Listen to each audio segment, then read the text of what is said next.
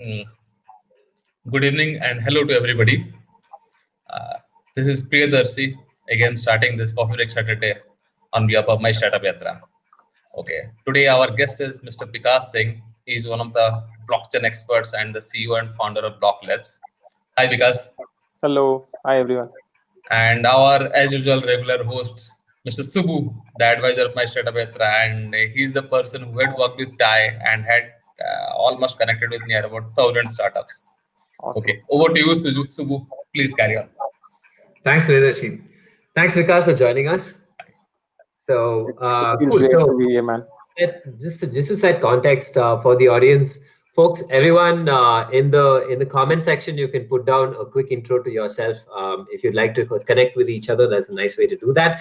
And also, any questions for Vikas that come along, put it in the questions section and raise your hand. We'll pick it up and we'll bring you online for a direct chat with Vikas itself. So cool. So just some ground rules over there. Starting off the session first, Mr. Vikas Singh, founder and CEO of Block Labs, or I'm going to call you Professor Blockchain. Oh God. you No, you are so you're still continuing. I thought that it was just a backstage story. not at all. So cool. So Vikas, so you're a blockchain enthusiast. You're a community builder.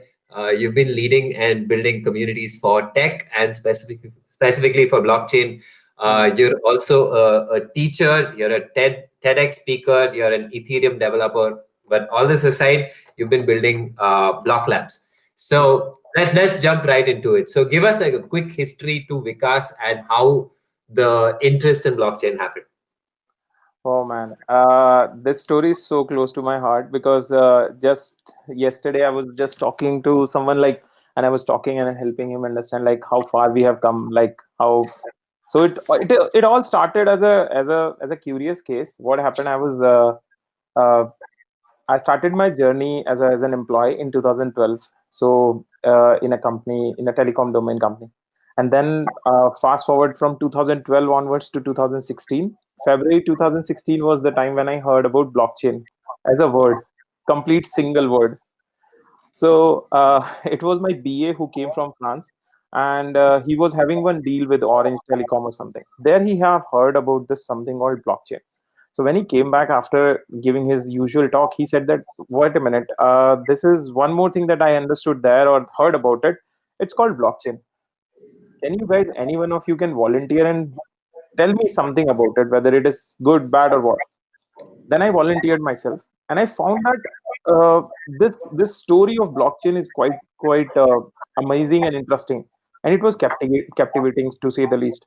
Why? Because the blockchain technology is such a technology. It actually will draw a parallel to the rebellious people who are there in the community, who think something beyond what is normal, something beyond what is preset in the market. Consider this: you always have to drive on the left side, or you always have to walk on the left side of the road. Is not that you have determined, it's the government have determined. But now there is something called technology called blockchain, which says that you can write your own rules.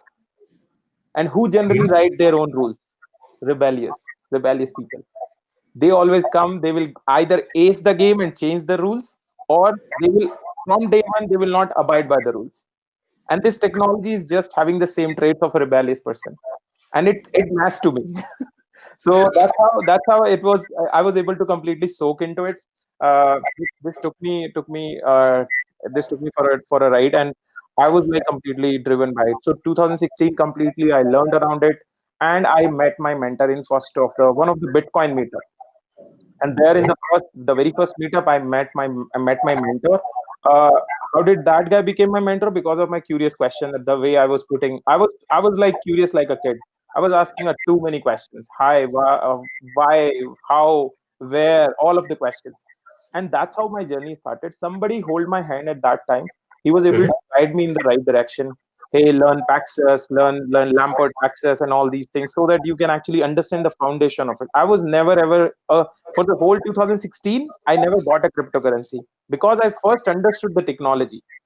Then cryptocurrency happened in the last month of the 2016. I will not talk about the cryptocurrency here because everybody knows what was their story, but this is how blockchain succumbed me and I was like completely driven by the technology's usage.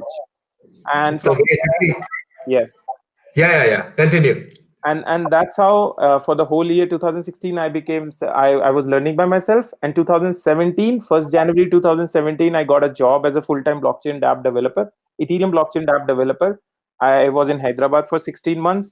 And then from 5th of April 2018, I started Block Labs. And from the last 2 year, we just completed our first our 2 year second anniversary. So that's the step by step thing, and we have been able to survive in the most coldest of the blockchain years. When it's so some WhatsApp forwards were coming, like they were talking about this time, that now we are going through COVID, we will go through a great depression, xyz, blah blah blah. But I'm saying blockchain is suffering from the same phenomena from the last 2 years, and that's why, and somehow we are able to pass through that. And I think this will be just again another time that if we will come out of this strong, there will be a lot more greener thing on the other side. So But why do you say that? Why do you say that blockchain is going through that sort of a dip right now? Could you tell yes, us more? yes. So last 2 years, specifically India, because of the banking ban, there was almost none kind of a you can say demand for the crypto. See, crypto projects creates a demand for blockchain work. So when there is almost zero inquiries around cryptocurrency, it cannot lead to blockchain interest, because Okay. that's the genesis kind of thing. That's how it has worked. Because private blockchain, you have to pitch your solution to the customers, but Mhm. a lot of work, which is, let's say, writing a dApp, it's for the public blockchain. And if you do not have that kind of a demand coming within your from within your country, you will have no work to do for your country. Then what do you do? How do you make sure that you survive? You work for the other countries. That's how Block Labs was able to survive. We were also extending our expertise to the countries in US, Singapore, Dubai, Russia, these special areas. Yes. Understood. No, we've jumped right into the topic. So just to set context for the audience, could you tell us what exactly Block Labs is? Okay, so Block Labs is a product company. So what we do from the day one, and it is still a bootstrapped one, because I am a first generation entrepreneur. I knew nothing about how the startup world works. But Mhm. eventually, the only thing that I knew is this. Somehow, during my stay in Hyderabad for the 16 months, I was actually explaining blockchain to each and every CXOs, CEO, CTO, VPs, and all the people. I was just bumping into the right people, and they were trying to understand it from me. And the beauty around this engagement happened, that it changed my mind, and it changed my mind for good, that I was able to understand that it is not that hard to be on the other side of it. And what do I mean by other side of it? Rather than an employee, you can actually become an employer. Mhm. And how can you cover this distance, which is just 1 meter off your table? uh, you just have to be really curious what is happening around you, and then you map that thing from the solution that you can provide to the outside world. And it becomes super easy if you are a childlike curious if you are having childlike curiosity. Because if you do not have that, it will the world will look so obvious. If you look at around yourself, the world will look so obvious, that isn't it, everything has supposed to work like this. If you are not curious, you will just see everything perfect. But you are childlike curious, you will find poke holes, and you will try to push your ideas into the simplest of the things. And somewhere down the line, you will find that gap that nobody has. Nobody, not that's why I say not everyone can become entrepreneur. But this is, I think, the one of the very basic I can say the characteristic that a person should have. He has to be a childlike he has to have childlike curiosity.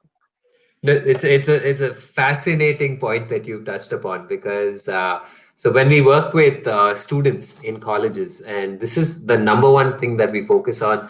I've been working with a bunch of universities over here, and it's just to sort of ask a question of, why do you think X works like Y? Like, why do you think it works like this? Yes, we all know that the current, let's say, take Uber as an example. It has an app, and then it has, drivers, it has customers and all that. But why does it work like that? Hmm. And when students get into that discussion of why things are like that, then they're like, hey, why not like this? Why not like this? Hmm. And Hmm. then that's where, various other streams of thought begin. So Hmm. I love that you brought up that point. And but one point, okay, so right off that, so you were at another company. You were at Emrify previously, Uh, before before Block Labs, is it? yes. So Emrify was a I joined that company. That's a US based company. I joined that. I worked with my friend there. I Okay. met that friend in a virtual hackathon that Mhm. has set up by Dubai government in Okay. 2016 October. There I met this guy. This guy was name is Tom Nguyen. Tom Nguyen. Okay. So N is silent. He's a Vietnamese American. So when I and him discussed a lot of ideas, he was also learning and I was also learning. So we both were almost at the same stage. But that guy can actually. So I suck at the UI side of it. So I was really good. I've been a back-end developer all my life. Like I can write good code. I should not say good code. I can write just code, which can work and which can give you response the way you want. So when I met this guy was having good ideas. He was like a stark thinker, and I can say I love to be around these kind of people who can actually change your mindset. That's how, see, the mindset. I will not talk about that. That will become philosophical. But Mhm. I love that guy's way of looking at things, and I got Okay. inspired by it, and that's how we joined hand, and we are still friends. We still work with together. So what I was doing, actually, I was helping him in the blockchain related smart contracts writing, and helping him understand the limits of blockchain also. uh, Okay. that that stay with Amplify has helped me a lot in bringing my A game when I was writing a lot of smart contract for anybody outside. And this was not a full time one. My full time Mhm. one was in Hyderabad, and I was doing this as a pro bono thing for my friend. But Emrify I can say a lot of good work I have done with Emrify as well. Okay, so you were in Hyderabad. You were working with Emrify, and at the same time, Block Labs happened. So what was it like? Like, take us through the first few days, first few months of Block Labs. You've started Block Labs. What are the problems that you were going after, and what's it like, both from the perspective of a founder as well as a founder of a blockchain company? Hmm. So I've noticed that whenever you talk about this, you take two different paths, like as a founder and a blockchain company. So tell us both. Yeah. So as a company that okay, I'll talk about, first of all, even I'll go a step back and I'll tell you that founding a blockchain company is very hard in India. Reason, the people who actually sign off. Let's talk about the people like who are actually a clerk kind of a person. For them it's like blockchain equals to Bitcoin. And if they will see this Okay. word in a single without space, block and chain, if it is a blockchain, they will somehow say that this company will do something fishy.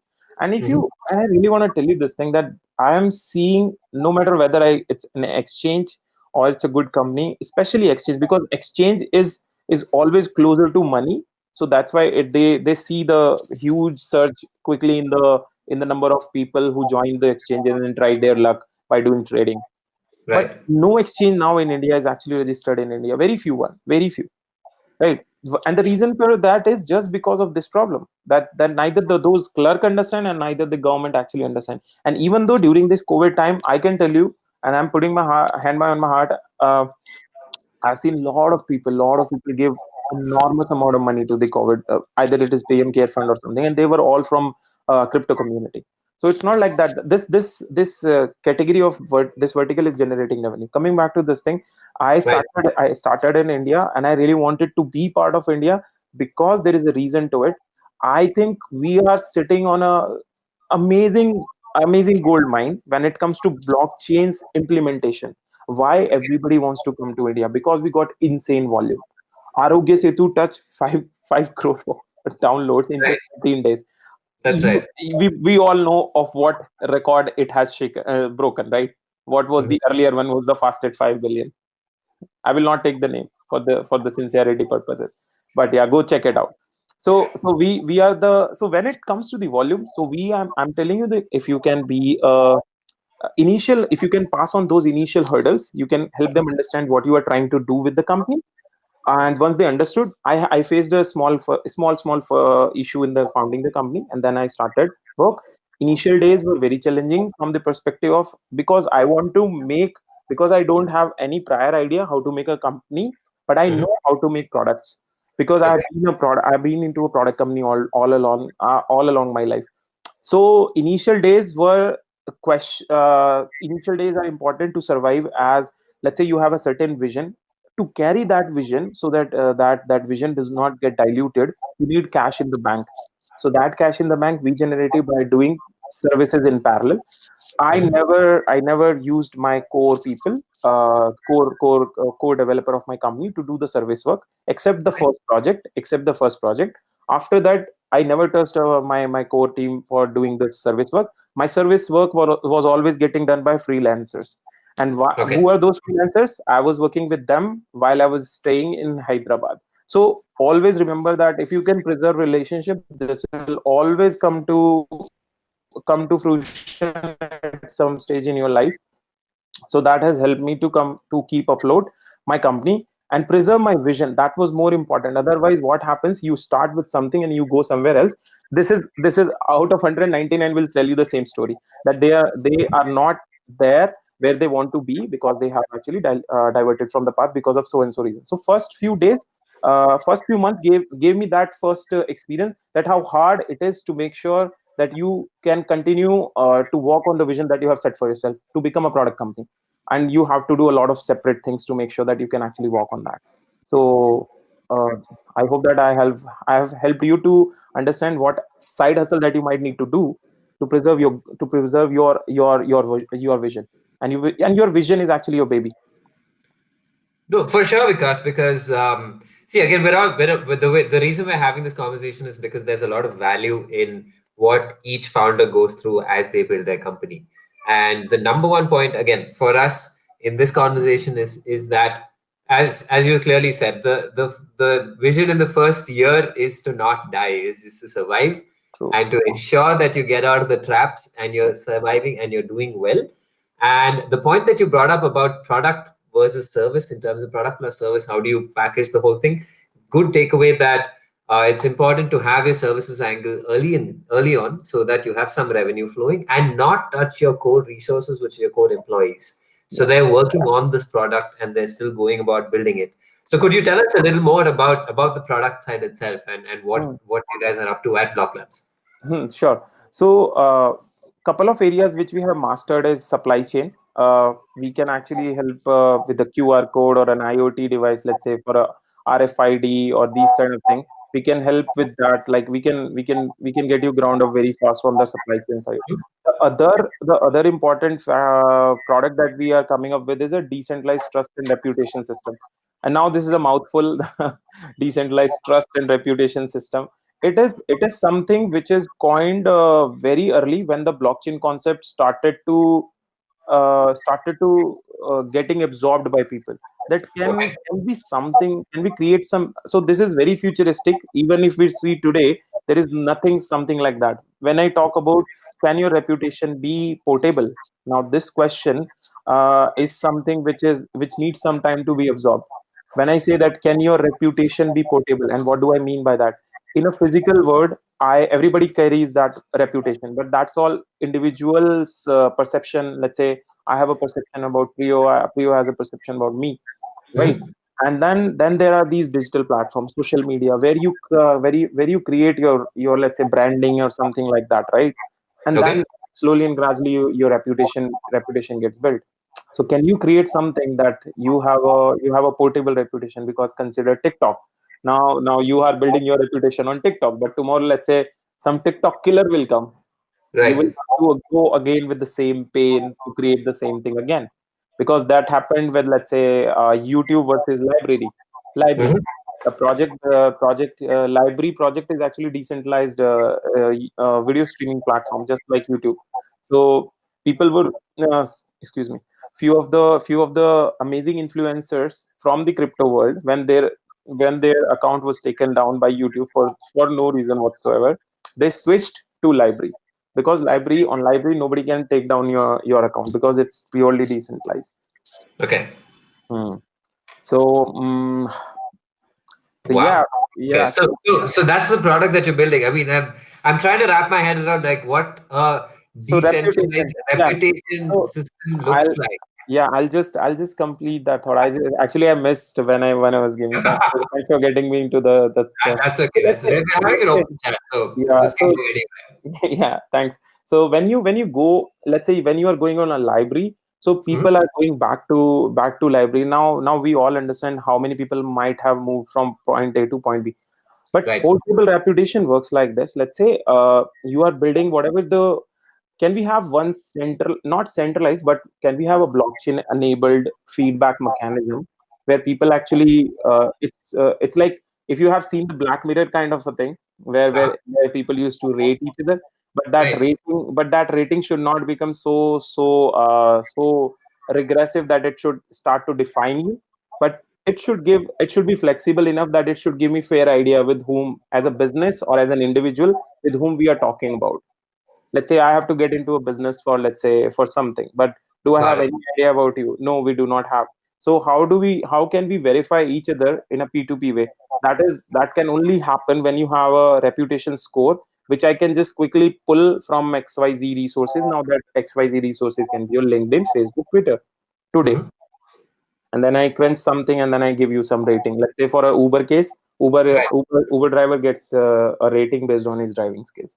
So if, let's say, can a bank use that score to give him something, reduced rate of interest for a Right. loan? Right. Okay. So then credit rating, you can link a lot of different things to that. You can link your Yeah, nowadays employers look at your Twitter profiles, they look at a bunch of things before they bring you on yeah. board. They can look at your platform and they can use that. Yes, a lot of businesses have come up where they say that we help people's social media profile scan for you. Okay, so basically you're building what Black Mirror is doing. We get that. Yes, and I'm not making it super. I'm trying to make it flexible, that it should not get to that level. I have a responsibility to make sure that about that as well, so that Mhm. and yeah, so we have certain thing that is kept in place so that it doesn't become a Black Mirror kind of situation, because So, it will blow your mind. Let's say I don't know, there is a book called so Kunal Shah talks about it, and there's a book called Hooked by Erin Nirayal, right, where Neera, where he has drawn very simple four boxes. If let's say you have created a product, first of mhm. all, would you like to use it by yourself or not? You should always ask about that. If you are okay to use that product for you, let's say, I can be concerned about my privacy, but if you Mhm. have created something which is privacy intrusive, even though I have created it, but I would not like to join that program. Let's say that's why one day I asked Kunal Shah, what is your credit score on Twitter, because he's been selling credit score to everyone. I wonder how that conversation went. He didn't reply. Yeah. But no, pretty awesome. It's really cool that you're building the solution because it's refreshing more than anything else that someone, because there's been a lot of talk about social media, and beyond social media, it's all about the social interactions, and whether we're in the age of overexposure to social media, whether take a step back or not. And it's really refreshing that someone's taking a positive take on the whole thing, and someone's really trying to say that no, there is hope in terms of there's no postmodern apocalyptic angle to it. Things are good, and here is the way. So, best wishes on that product. Thank you. That's just Awesome. that's just one of it. I just try to tell you because that looks futuristic for us, and we have tried to create something. It can also be used for a BOP people also, because that's where our this product actually appeals to them as well. Okay. Hmm. So you're talking about bringing them into the financial inclusion Yeah, chain. yeah. Because crypto is a very or like a simplest way that you can today. I can send 10 rupees directly to Mhm. to any person. Let's say if that guy has, let's say, an address, Okay. I do not have to go through any channel. So I'm thinking a lot of in that area as well. And this actually joins back to my first company, because they were having mobile wallets as well. So they have huge penetration in third world countries, South Africa, Ghana, and all those Okay. countries. So Okay. I have seen those things. So how can you actually do something? I have all my life I was thinking like how these guys are able to understand them so well, and they are able to create a financial model around it. But after now I was able to come up with something, I think, which can appeal. And again, I really want to do it in India first, because India is again having a lot of problems to be solved. If you just solve one problem here, I think that is enough. So has your product launched? The one that we're talking about? Yes, we are just launching. We soft launched it once in Gurgaon, and we live stream it. But slowly and gradually we are coming up with. We are talking to few influencers as of now, stand-up Okay. comedians and all those people. So we will Mhm. see that how we can actually get a lot of people in the loop. I'll keep you posted about it. Wonderful. No, we're going to stay in touch definitely. So, and for the audience, also Block Labs, BLOQUE Labs. Have a look at them on Google because you'll find some more details about what they're up to and all these things over there. So cool. So Vikas, let's take a step back. As Professor Blockchain, uh, tell us. So this is actually some when I was talking to a bunch of people before our chat, right? The main question that they all asked me is, I've heard about blockchain, but for me as a technology person or even as a non-tech person, where do I start imagining solutions and what is possible today, what is possible in 5 years, etc. But what is possible today, and where do you see the big opportunities? Okay, this is amazing question. Yeah, first of all, why? Because I'm gonna take a session in on 25th, and I've just sent them the topic, and Okay. I'm just revealing the topic, and I really want to talk about that. Blockchain is built for the chaos like COVID or a chaos like pandemic happening around you. Mhm. Why? Because again, blockchain. Why? So again, I'll attach this conversation to just 10 minutes back, 15 minutes back. That why blockchain is so important, because it helps you to write protocols from scratch. Okay. And now, if you would have seen, we are almost entering into a new world order. It gives Right. everyone who's awake enough that can they create a new protocol around themselves. It can be new businesses also. How? Let's assume that 80% of your workforce is doing work from home. What do you do Mhm. about it? Can blockchain give some assurance about something, about a particular part of that business? A lot of people might not be interested in working at an office. Right. It's one is, let's say, a company take the decision, one other is, let's say, I don't want to go anywhere I'm more comfortable working from here. How blockchain Mhm. can help? So ultimately the solution will be used for both of those scenarios here. How travel can actually be revamped using blockchain, even without going to them. There this VR comes into the picture. AR, VR, Okay. extended reality, and all these things. But blockchain is still have a role to play. Why? Because we have to make sure that there is a layer which can actually help facilitate a sacrosanctness of an event that has actually taken a place. So blockchain, I think, can help a lot. But I will take a step back and help you understand what blockchain is first. So Okay. blockchain is a I'll for the larger interest of the audience. Blockchain is like, let's say, I'll take the most easiest example. Then generally the way I put it, we all have been when we were small kid, we all have been writing from pencil, right? Mhm. And why pencil? Because by that a certain age, we are allowed to, let's say, create mistakes and rub it from a rubber and then write the same or a correct thing from there, right? Centralized Right. databases are like exactly like this. You go, or consider an Excel sheet in your computer. you That's right. go you go in a cell and you write your name, and then let's say Subbu came and Subbu write his name in the very exact same cell.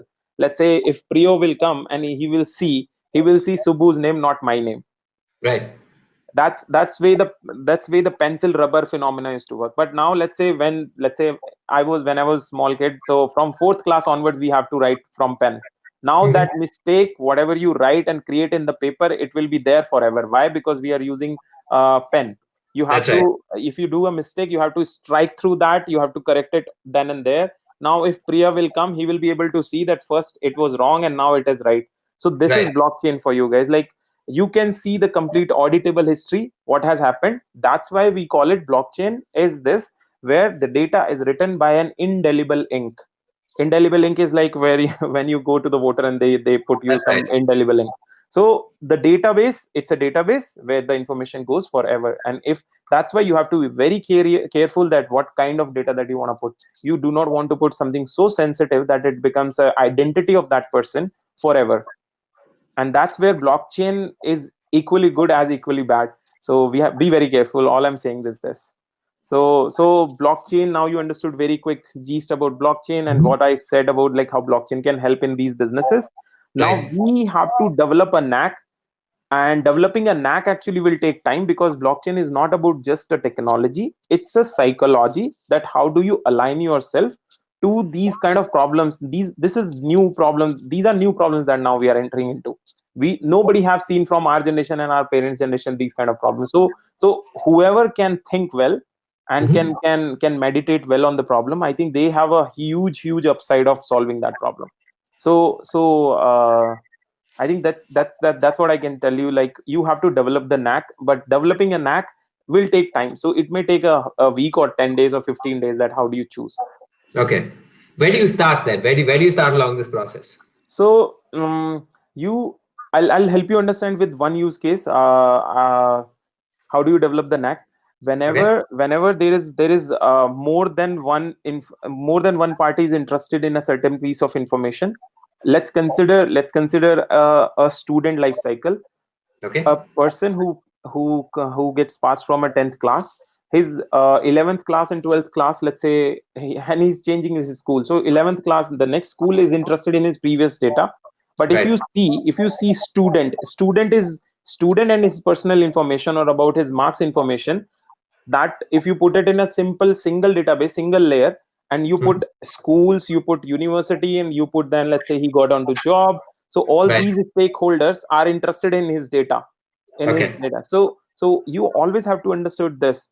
Is there some asset which is going and flowing through the multiple, I should say, it's flowing. First of all, it's just flowing, and multiple Mhm. stakeholders have interest into that flowing information. So it's Okay. better to use blockchain, so that all of the information which is which is flowing into this, it's written in a single sacrosanct layer. So let's say there are a lot of why did I take this example? Because it is most easy to understand. Because Mhm. let's say if I were to tell you that, let's say, hey, if my company can see my all of my previous information, that it is very easy for them to do my background verification about my education, and which Okay. is the slowest in India. You have to manually send something, and then they will manually reply, and it all happens to you through written cards or something, standard mails. That's So right. you have to develop the knack, like if you can see some information is flowing through, and multiple stakeholders. Supply chain management is exactly like that. My phone is coming from, let's say, China. I should not talk about China. It's coming from Korea, let's say Samsung, and then it is coming to US, and then let's say it's coming to me. So all of that, so this asset is traveling or flowing through multiple areas, and now Mhm. Korea is interested, US is interested, and India is interested. So Okay. single asset, and it's related to the information related to this phone. A lot of other parties are interested. I think it's a very good use case for blockchain. So start thinking, start paying attention to what areas are there, and what this one information, which if we put onto the blockchain, will give a lot of confidence to other stakeholders who would love to see the data around it. I'm not sure that how And much I am able to convince or convey my thought. Like, how do you develop the knack? No, it does, because so for me it was very different, because so my background has been on more on in terms of looking at startups, trying to understand if any particular company, whether this solution is going to be the big solution or not in the future. And Mm, one angle that we used to always look at is what is the industry saying, mm, and where is the large industry looking at it. So mm. one particular use case that came up is drug pilferages. Yes. So basically, if there's a factory and they're making a medicine, and that's being shipped across the seas, it's being railroad transport, and it goes to the end destination. How do you know it's that the same tablet from the same strip within the same box is the one that finally ends up in the location? True. Right. True. So that is one angle where blockchain can come in. So we Yes. were in fact going around scouting for startups, trying to figure out if this is something. And so for me, again, like you brought about a different way of going about the use case, which I was just trying to contrast that with what we had seen from more from the investment ecosystem side of things, whereas you're talking about it as a founder. Mm, So no, thanks a lot. So that really matters, because people had every time that we have a discussion with founders, especially in terms of existing founders or people in companies, right? They're like, okay, I know what blockchain is, and not just that Bitcoin and cryptocurrency and all that. I know the application, but where is the use case and who's willing to pay? Right? That is the kind of conversation. So, I mean, I just wanted to sort of bridge that gap with you, where initially we were talking about, okay, blockchain means Bitcoin, but I think at least 20% of the industry, which is at the forefront, has moved to the point of saying, I understand there is a use case. This is genuine, this is legitimate, but let's figure out what is being used versus what's not being used. Same thing with AI. If you see, there's a lot of AI which is good AI. There's a lot of AI which you may not AI, right? So we're kind of in the early stage of that crest. So I mean, so from my experience with interacting with a bunch of founders, I wanted to bring that up and sort of bridge the gap with you.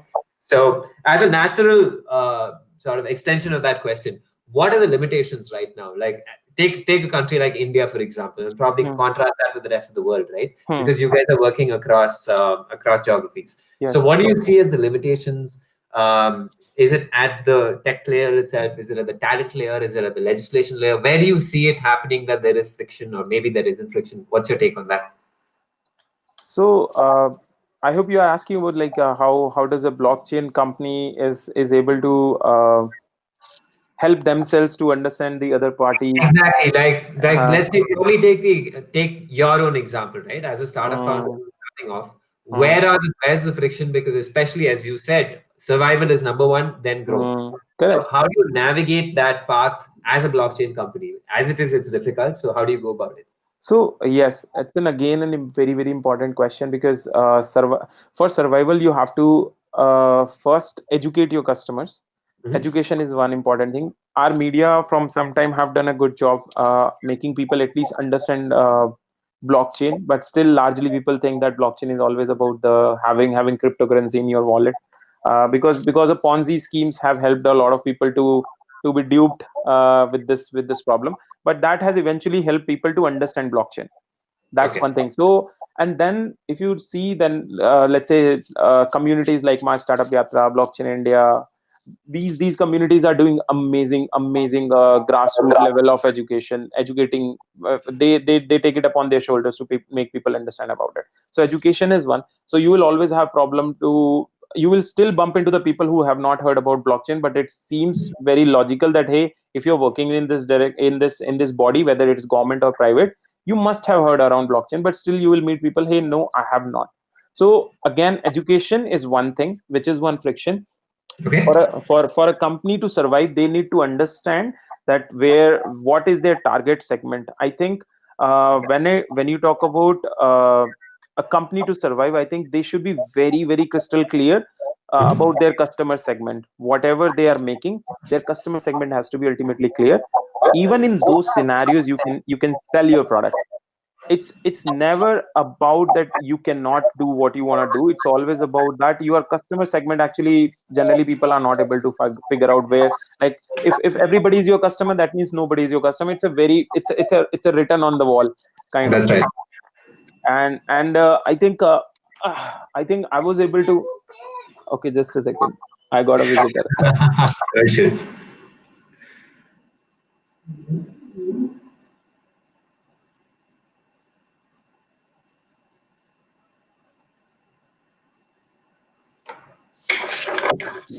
So yeah, sorry, where was I? So I have got two beautiful daughters. So we created a cake for her, so she came up with. Oh, that's beautiful. Sorry, what was your question? I was carried by everyone. So you were talking about where we are in terms of blockchain adoption. Plus, education is important at one layer, and then how do you go about it? Yes. And the other one is the customer segment. I think I was talking about that.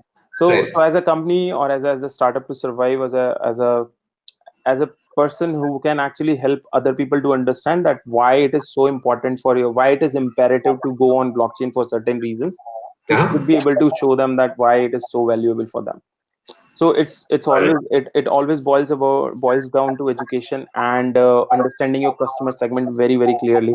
Otherwise, you will always be fishing around. Either you will not be able to sharpen your pitch, or you will be presenting in front of the person like who's not interested in your thing, because you have not refined your customer segment very well. Okay, understood. So Vikas, I mean, as a follow-up to that, Of course, and this is something that I've thought of as well. Is blockchain only for technology enthusiasts, or is there scope for non-tech founders also to come in and play? Oh yeah, yeah, yeah. I think, let me tell you this: a lot of strategy people, once Mhm. they understand like where blockchain can actually help, then Okay. they can leverage their experience. Let's say they Okay. have 10, 20 years of experience, and there is myriad of you can say unexplored territories in this, where blockchain have not yet reached. Blockchain is still in diapers. Anybody and everybody who joins even it today takes 6 months of time to completely understand. It's still a lot of market pie that they can actually have. I have been from 2016 onwards here, but let's say there are a lot of startups who have done really, really good in a shortest amount of time, because they landed off into something, and they do their rapid development on that, right? Okay. So I would say that I think that's pretty much about it. I see. No, that's very positive because we've seen that with various other industries where if you're a sector expert, not really from the technology background, you can work with Yeah. someone who's a technology expert, come together and build a solution.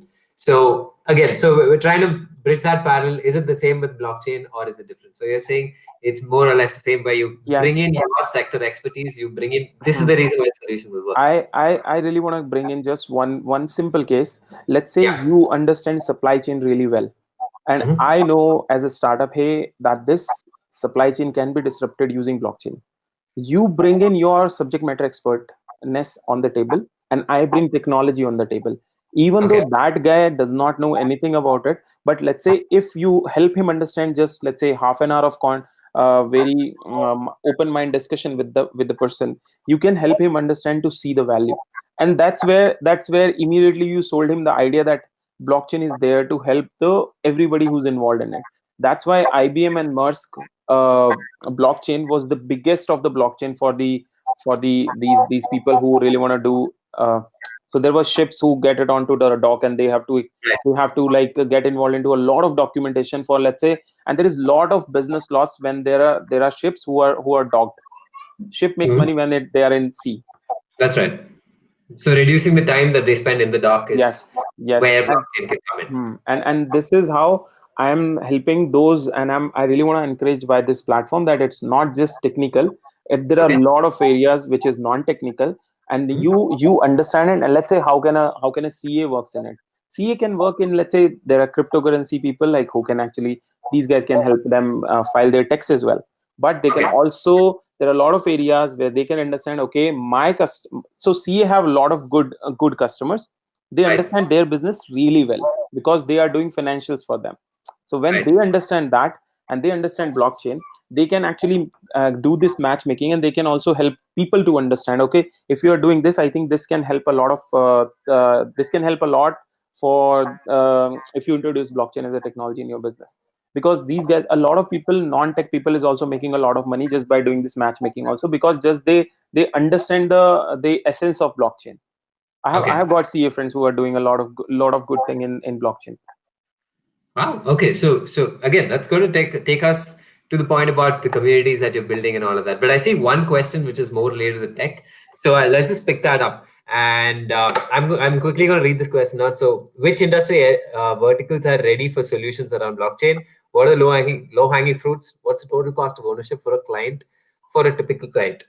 So Okay, just let me go to the question. Okay, which yeah. industries vertical are ready for the solution around blockchain? Okay, I can, okay, if this guy's from India, I can help him understand one very simple use case from India. Uh, so it's live, and whatever I'm talking, I'm not talking in air, it's live. So there is a blockchain platform that got implemented between ISPs, your internet service providers. And Mhm. let's these and ISPs are in India. Let's say these telecom providers are the ISPs Right. generally. So Geo, Vodafone Idea, and Airtel created a consortium. And why did they created a consortium? To is restrict obscene SMS to reach out to you or to come to you. So Okay. what is the process? Anyone, any person, let's say today, anyone can send any SMS to anyone. I'm a Mhm. telemarketer. I can send any SMS to anyone without their even like you, whether you say you are in DND, nobody That's gets right. disturbed, right? So Mhm. what you would have to do now, The process is the platform is already there. Whatever SMS you want to send, you have to first get it approved by this consortium. If they all agree, then only that SMS can go. And this consortium is powered by a blockchain. So they are calling it DLT network, distributed ledger technology network. So this use case, when he talk about which industry vertical are ready for the solution around blockchain, I'm saying in telecom it's already implemented. Okay. And I can give a lot of areas. I just touched, let's say supply chain is one.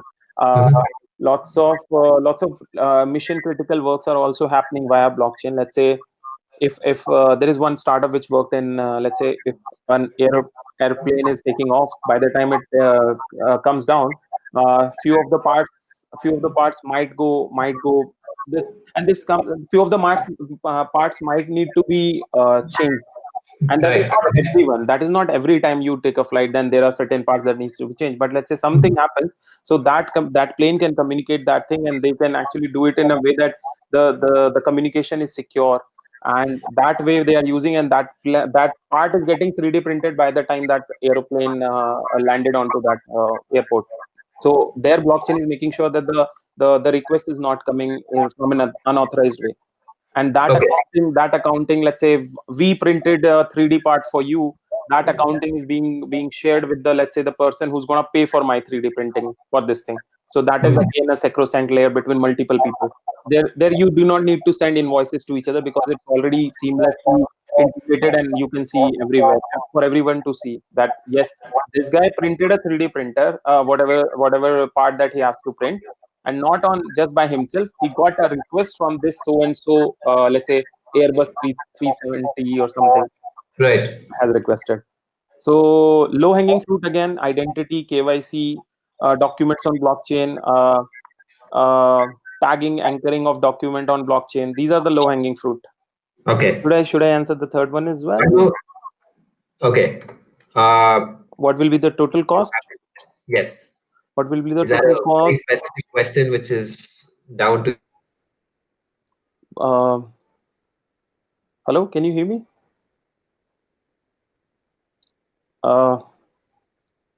Guys, is this me or Subbu's connection got away? I think Subbu's connection got. Okay. I'll just continue and just Yes. Please. yeah.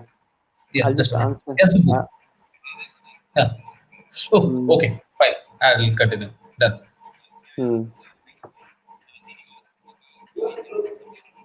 Okay. Done. Okay. Subbu had a power failure, so he is out of the internet right now. No worries. So, okay. The question what Subbu is asking: how you are building your communities? Building community is something. So I also learned along the way. It was very hard for me to understand and to wrap my head around it. It took me some time, and I saw. Actually, I'm still learning. I'm not taking a very active role, but I'm still on the backseat of it. I generally discuss. I generally give my ideas around it. I've been a guy from behind for Inblocks India also. Blockchain India, sorry, and Inblocks is one of the community which is growing very fast. So being there, we were just giving the ideas from the tech as well as what might appeal to the larger audience. That has been the always one thing, because you have to be almost neutral when you are running a community. You cannot keep pitching your solution and on a larger mass. Okay. Yeah. Okay. How is the talent pool in India for building blockchain solutions? Oh, that's great, man. Now the talent pool is not a problem at all. Earlier it was a problem, like when you talk about 2016-17, at that time it was a problem, and anyhow at that time also it was not a problem. A lot of crypto exchanges were built in 2013 or 14. So it was almost about that, whether you can create a relation with that particular technology, and if you are absorbed, like completely subsumed by that technology, I think you will be able to become by yourself a blockchain developer, and you will be able to talk about it, and you can make a lot of people blockchain developer. I've done that. Okay. Blockchain is collaborating with other startups. How do you do it? Blockchain is How? How? Sorry, I'm sorry. BlockLab is collaborating with other startups. How do you do it? So what I do is this. First of all, we have to see that there is no competitiveness in the same area. If we are complementing each other, I think it creates a lot of importance that we should go together as a GTM, right? Hmm. And then let's say if you find something which is drawing a parallel with that, let's say a product which is we are making and product which they are making, it has certain overlap, then we can always create a separate problem solution for that. Let's say whether that market is big enough that if we go together then we can do much more better. Then you fork a new company where a JV, and that JV can always work like that. But sometimes and most of the time JVs does not work. So always be very clear about it, because it's better to not to go in any kind of a litigation, because your mind share as a develop as a founder should be really really sharp focused, or laser sharp focused on something which you have to try to avoid all of the problems that you can foresee in the future, and litigation is one of them. So make sure that you never ever get into the litigation problem. Okay. And any tips if any of the companies are interested to be your partner? Any tips for them? So I think, yeah, please read about us, what we are doing. Few of the products that we are building, we are still building in a stealth mode. One of the product is already have few customers on it. School Chain is the product name, that is document on blockchain. But slowly and gradually we are migrating it to and shifting it to a beautiful thing which we will release soon. But essentially it can issue and verify documents on the blockchain, but it is converting to a very very big platform now. Okay. So guys, read about us, and whatever you can get around, and whatever your queries can be simple, how what is blockchain as well. But yeah, for that I think you can always watch videos of lot of people. And not I'm not talking about me, there are a lot of videos available on YouTube where you can get the information, and then you can always ask questions which are very hard to find on Google, which is so logical that only a person, you need an absolute person to talk about it. Otherwise Google is your best friend. Okay. We got a query from Mr. Barun. Could be use case of blockchain in land registry, Yeah, and how how difficult. difficult it is to implement in a country like India. Okay, so I would want to tell you one thing. So I was also consulting United Nations for a very brief amount of time, for an international country, for a country other than India, also for a country other than India, to help them do the land registry thing. It just happened to be the COVID related issue that we cannot do it. So that's one that went into a back burner. So otherwise, hey Subbu. So They're back. so otherwise, let's say states like Telangana, they are actually doing it. States like Madhya Pradesh, they are doing it. They are doing it by when I say they are doing it, it might be in any phase, whether the solution understanding it or not. Because I participated in Madhya Pradesh one. I gave them the idea and how to do that, because I took the example of Dubai land registry, that how it is helping them, right? So land registry is a very very good use case, because few of the things is also getting done in East Delhi municipal municipal corporation, also EDMC. Just a second, guys. Fogging is happening, so maybe you will hear. Okay. Yeah, it's gone. So land registry is very much doable, Mr. Barun. And states like Telangana, states like Rajasthan is also very aggressive. Their IT team, IT section, IT vertical is very aggressive. And Okay. yes, Madhya Pradesh also. Okay. Can you say something about Ayushman Bharat scheme? Ayushman Bharat scheme. Yes, Ayushman Bharat is. So I had a word with the Ayushman Bharat, the people who were implementing Ayushman Bharat, before they were about to, let's say, launch it. I was Hmm. helping them understand. It comes under National NHA, National Health Agency now. Earlier it was different, NHA agency. Earlier it was something else. So NHA was about to start. Let's say on 15th of August, Modi ji has to say that the Ayushman Bharat. I was sitting with them around in July, just 1 month before, and I was helping him understand that it is gonna require a lot of people to find out fake claims. So we were helping them to understand that, but somehow they did not buy that thing. But later on, you can actually find it in the news that they hired 6 agencies on this model, that if you will work with us for the next 6 months, whoever will find the highest number of fake claims, they will work for us for the rest of the time. So there was something. So blockchain can actually helps a lot. So maybe idea has to be refined. Maybe at that time we might not be able to help them understand the criticality of it, but eventually they went after the same thing, which we tried to help them proactively. We tried to help them understand that this can be the problem in coming time. Okay. Okay. Any tips to some students who are interested in coming or starting their career as a blockchain? Yes. Please, first of all, read and understand Bitcoin's white paper, because Bitcoin's white paper is not about buying Bitcoin and doing thing.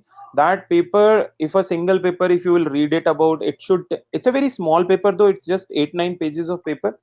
Give it some time, understand it, absorb it, and try to ask question why this guy have written it so. Why am I saying so? It's a good opportunity now, because let's say certain phenomena now have blossomed into a movement, mass movement across the world. So it is good to understand why it has happened, right? Let's say you all must be interested in understanding why COVID happened, or why COVID took place. Why? Because it has become a global phenomena. Yes. Similarly, if now blockchain has blossomed into a global phenomena, I think you will be interested in knowing what was the genesis of it. So blockchain, to understand blockchain, first understand Bitcoin ka white paper, read Okay. it, absorb it, ask questions why it has written, who have written. Bitcoin Talk Forum has discussed about it at length. Once you understand that, then you come to Ethereum. If you wanna write anything, or you can also write small smart contracts on Bitcoin blockchain also. But Bitcoin blockchain is stack based thing, so you will have it really hard. So this got eased by Ethereum blockchain, as well as header hash graph, Tezos. A lot of blockchain platform have evolved. Hyperledger Fabric is one. So there is just public, private, consortia. These kind of things will be there. So Okay. I cannot summarize a lot of things, but yeah, you understand. First, you have to go back and start with the Bitcoin white paper. Then maybe take up a small course in Udemy. I think now the course is just $10, and most of Plural site has given, let's say, everything for free for the whole April. So if you can absorb as much as you can, I'm also absorbing as much as I can from Plural site. Okay. Thank you, Vikas. Subbu, anything? I think. I'm so sorry, my power went. I'm using phone internet here, so Yeah, it's a that's bit okay. patchy. But I mean, because I probably had another 15 questions for you, but all those are also on a personal note. So I'm going to connect with you on that. But No, man. thanks so much for coming on and spending so much time with us. It's been Yeah. my pleasure to host you, and thanks a lot, Priyadarshi, for pulling this the whole event together. I know So both of you go back a long way, so thanks a lot for bringing Vikas here. I'm really thankful to Vikas. And he is the person who comes in a very short notice whenever. For last 6-8 months, whenever I used to say, okay, because this is what I do have. Yes. Do it. And everything we had done success in most of the things, right? Because Yeah. I just try to help as much as I can. It was a good thing. I'm so sorry that I could not answer questions.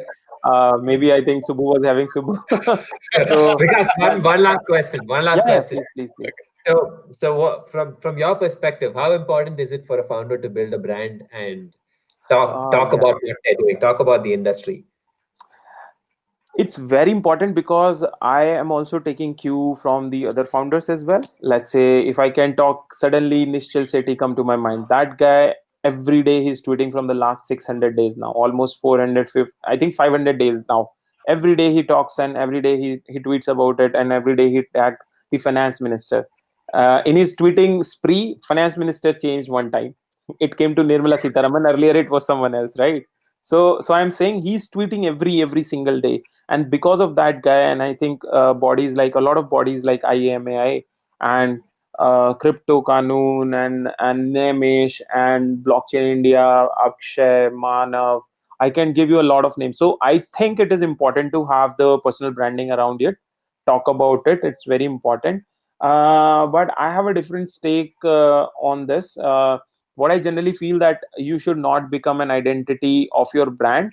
The brand should become an identity of you, so that you can create tomorrow another brand. And you should not get subsided by the current brand, because it's just, the life is so long. Either you create this very thing so big that you do not have to think about anything else. Even Jobs has to think about next Apple. So he has been through and through with so many things. So as he mentioned, as Subbu mentioned, branding is important. But if you can detach yourself from the brand and create two parallel brand, then it will be great, because each of them can run independently without, do not, you should not make it very centralized. Again, put decentralized into that as well, decentralization into that as well. Okay. That's just my view. I'm not speaking for anyone, but that's just me. Yeah, I would want Block Labs to become a very stable brand, so that it doesn't matter whether Vikas is there or not. So that's the point that I really want to tell you. That's a super Yeah, great thought. yeah. Okay, so it's already time. Subbu, is coming up. I'm in and out. So Okay. thanks a lot, Vikas. Thanks a lot. Yeah, I'll catch up with you guys on that. Okay, it's Sure. already time. Subbu, we are. You are coming and going. Okay. Okay. Okay. Thanks. Okay. Okay. No, thanks a lot. Thanks a lot, Priya. And thanks a lot, Subbu. Maybe we'll talk. Definitely, we'll talk again very soon. Okay. And thanks for the attendees as well. Thanks for asking questions. I'm Thank so you, thankful. everyone. Thank you everyone for coming here and joining the session. Yeah, it was a really nice session. And yes, I had shared the link to join our next session, that is on tomorrow at 7 p.m. Okay. Thank you for coming. Bye. Thank you, everyone. Thank you. Good night, guys. Bye.